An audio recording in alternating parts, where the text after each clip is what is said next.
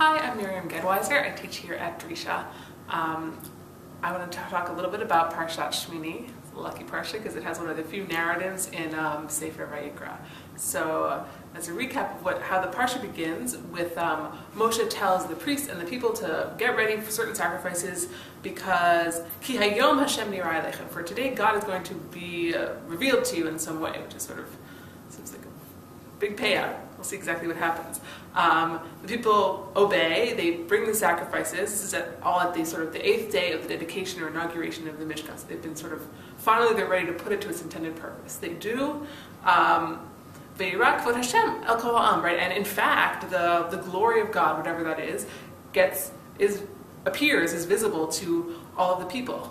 But then immediately Nadav and Avihu, two sons of Aharon, two of the priests, bring what's called an eish zar, a strange fire, if you want to be a little bit literal or literalistic, you could say a fire that's a stranger in some way, and they get consumed.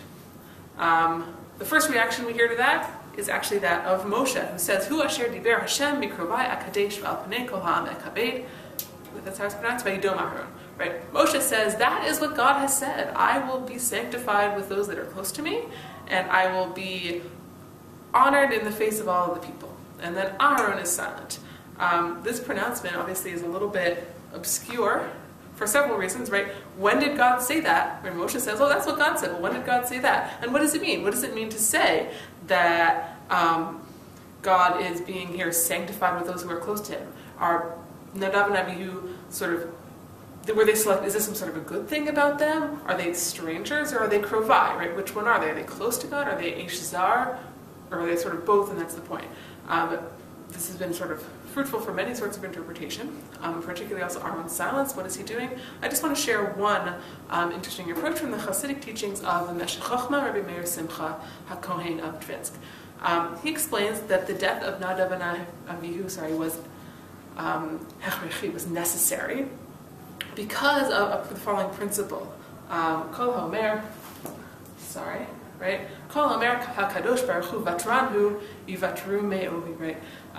Right? Anybody who says that God is sort of lax, too forgiving, then his bowels should become lax, right? It's a sort of a curse. It's a punny kind of curse, right? But that's a bad thing to say. You should never say that God is sort of God lets everything go. Right? How does that apply here? He explains, right, because Bnei Israel had sinned at the golden calf, they had a lot of punishments, and through sort of Moshe's intervention, largely, a lot of that had been restored, right? God sort of agreed to come back, God's presence to come back to Bnei Israel and bring them into Egypt. Bring them into Eretz Yisrael, excuse me. The concern was that Bnei Israel would think like, oh, it's no big deal. We did this big sin, but like, it was fine. Whatever. We had like this little, some bumps along the road. Maybe we had like some people had to be killed, whatever. But it's fine. It's not a big deal. We can sin and we can it'll be fine. So because of that, God needed to be especially strict with any lapse, right? Any moment where people are sort of, especially regarding worship, perhaps you would say, right? Anytime where people are starting to worship wrong, God can't let it get to any lapse has to be punished immediately. Otherwise, we're going to end up, we open a few cracks, all of a sudden we're back at the Chet Egel take 2. Right? So here, the immediate punishment of the two sons of Aaron showed Bnei Israel that sin is in fact a big deal. It is not true that God just forgives everything and it doesn't matter. Right? So what does it mean, bikrovai akadesh? Right? Punishing these priests primarily served as an educational tool for the people, right? Bikrovai akadesh v'al panei kol ha'am echabed, right? I will be honored, sort of glorified in the face of the people, right? What's happening to krovai shows the people how important worshiping correctly is, or obedience is. Moshe explained this to Aharon, according to the Meshech Chochmah, that this swift punishment would allow the Shekhinah to remain in Israel by emphasizing the importance of not sinning. Vayidom Aharon, and Aharon was silent, apparently in acceptance. First of all, I think that's sort of an interesting take on this passage, but I also thought there's something interesting here about how it's a good example of why knowing the source that somebody is citing can help show you what they're really doing. There is a similar principle of this idea that you should anyone who says that HaKadosh Baruch Hu is Vatran, something bad will happen to them, appears in the Gemara, the Bavli, but it's used a slightly different language. I mean, actually, like the citation that somebody put in this edition of the Meshech Chochmah cites that, but the same idea, using the language that the Meshech Chochmah uses, actually appears in many other places in rabbinic literature in something like this, right? Kol Haomer HaKadosh Baruch Hu Vatran. Anybody who says that God is sort of lax or forgiving, then his bowels should become lax, and it's always followed by the following: something like this. Elam arich ruche v'gave didei. Right? God sort of waits a while. He has patience, but he always takes his due. Right? So it's not just, you shouldn't think that God is lax. Therefore, in order to teach that principle, God had to punish Nadav and Abihu immediately. The way this usually appears is you shouldn't think that God is lax, because even though it may look like God is being lax, because people are not being punished right away, eventually they will be punished. And in fact, the source of this same idea seems to come from the Chet HaEgel itself, where after sort of Moshe's intervention, God agrees to spare the people, but on the following condition, right?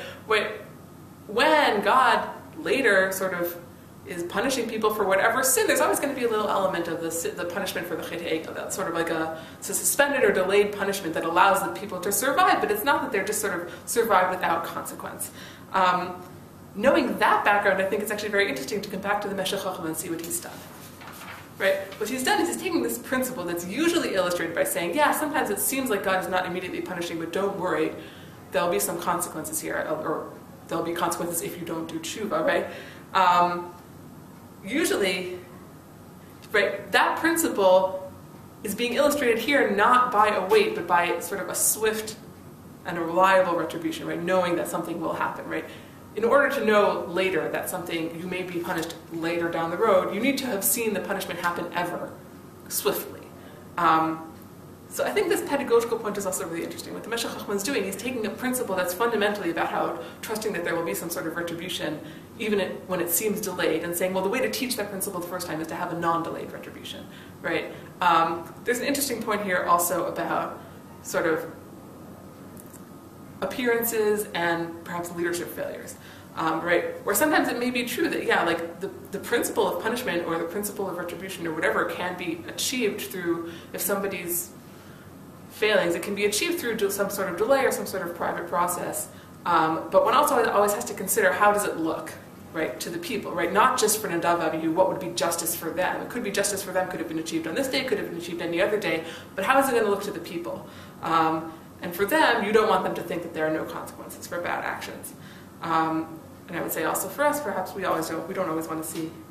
It's important for those in positions of power to consider not just what is just for a person who may have, or for what is just in a particular situation, but how does it look in both directions.